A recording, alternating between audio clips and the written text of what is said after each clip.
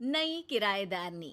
एक काम करना नहीं आता तुम्हें? सारे घर में धूल हो रही है, कभी सफाई भी कर लिया करो। यहाँ पूरा दिन लगकर दोनों बाप बेटे का काम करो, साथ में ताने भी सुनो। जब मैं बोलती हूँ कि ऊपर वाले पोर्शन में किराएदार रख लो, अरे सफाई भी रहेगी, पैसे भी आएंगे, तब तो किसी को मेरी बात सुननी नहीं होती। हो गया टैप रिकॉर्डर शुरू। ये कहते हुए राज घर से बाहर निकल जाता है, जिसके बाद शिविन अपने कमरे से निकलकर नेहा के पास आता है। क्या यार मम्मी, कितनी बार बोला है टाइम से उठा दिया करो। हो गया ना मैं कॉलेज के लिए लेट। दुनिया की सारे गधे घोड़े बेचकर तो तू सोता है। पता भी चलता है तुझे कि मैं कितनी बार उठाने आती हूँ। बस दोनों बाप बेटों को घर से निकलते हुए लेट होने की फिक्र है, वापस आते हुए कितना भी लेट हो जाए कोई फिक्र नहीं। ओहो मम्मी, ओवर एक्टिंग मत किया करो।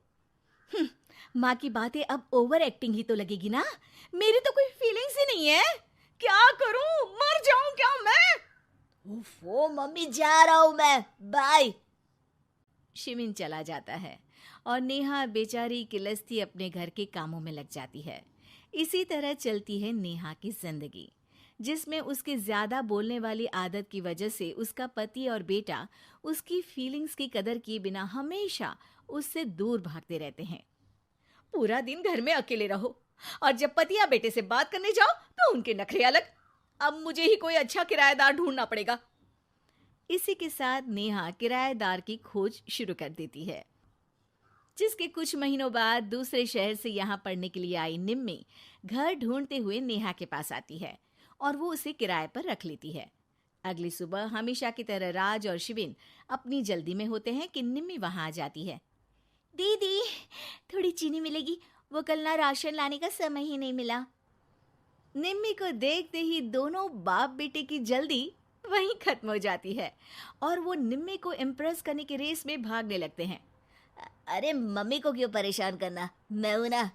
अरे तूने आज तक अभी किचन की शक्ल भी देखी है? रुको, मैं लेकर आता हूँ। चीनी का डिब्बा कौन सा है और कहाँ रखा है वो तो पता नहीं है दोनों को। फिर चीनी के अपने मुंह से निकलने जा रहे हो किचन में? अरे मैं तो बस तुम्हारी मदद करने के लिए बोल रहा था। है क्या? मदद? और वो भी तुम करोगे? सच में? अरे कोई तो सच बताओ, सुबह सुबह दोनों बाप बेटे कोई सूखा नशा करके तो नहीं आ गए ना? अरे कैसी बेकार की बातें करती हो मम्मी।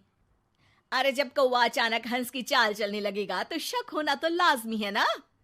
घर का ऐसा माहौल देख निम्मी वहां से जाने ही लगती है कि राज उसे रोक लेता है। अरे आपने चीनी तो ली ही नहीं?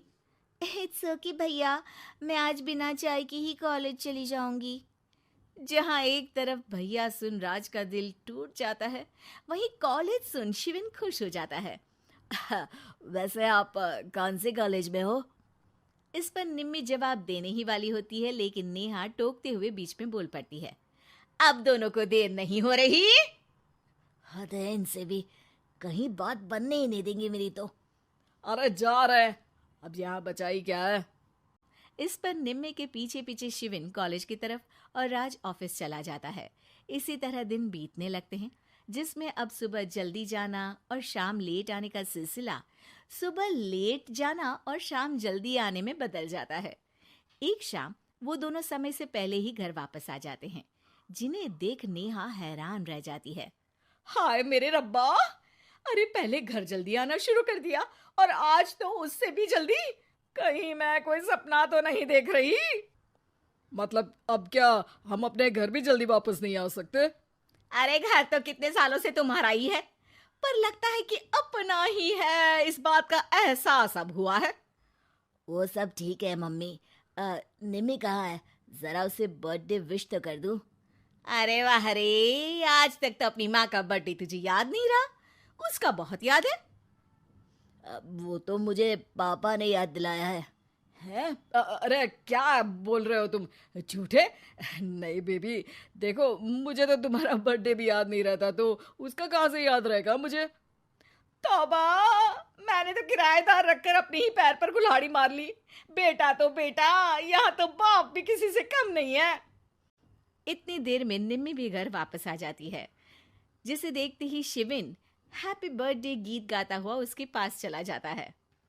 हैप्पी बर्थडे निम्मी। बताओ आज क्या चाहिए तुम्हें? हाँ हाँ, मांग लो ना इसकी जान। अरे नहीं नहीं, मुझे कुछ नहीं चाहिए, बल्कि मैं तो आज आप लोगों को कुछ देने आई हूँ। क्या क्या देने आई हो? निम्मी अपनी बैग में से मिठाई का डिब्बा और शादी का कार्ड निकालती है। ये मेरी शादी का कार्ड और मिठाई। आप सबको मेरी शादी में जरूर आना है और इसी खुशी में मिठाई खाइए। निम्मी की बात सुनकर जहाँ शिविन और राज शौक में आ जाते हैं, वहीं नेहा हंसने लगती है। दिल के अरमां आंसुओं में बह गए। नेहा की बात से कंफ्यूज्ड निम्मी उससे इसकी वजह पूछती है, जिस पर नेहा अपने पति और बेटे की सारी करामातें उसे बताती है। आई कांट बिलीव, आपको मैंने भैया बोला, और शिविन तुम्हें तो मैं हमेशा छोटे भाई की तरह समझती हूँ, लेकिन कहते हैं ना, man will be always man.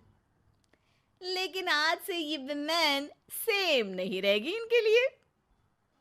फिर क्या, बाप बेटे आगे आगे और नेहा झाड़ू लेकर उनके पीछे पीछे।